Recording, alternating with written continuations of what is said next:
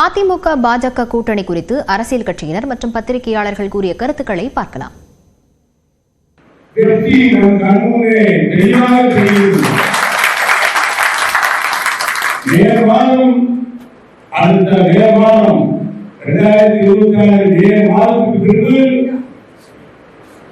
சட்டமன்றத்துடைய கதாநாயகராக முதலமைச்சராக சட்டமன்றத்துக்குள் எடப்பாடியார் மத்திய உள்துறை அமைச்சர் திரு அமித்ஷா அவர்களின் வருகை இன்னைக்கு மிகப்பெரிய ஒரு அறிவிப்பை கொடுத்திருக்கிறது.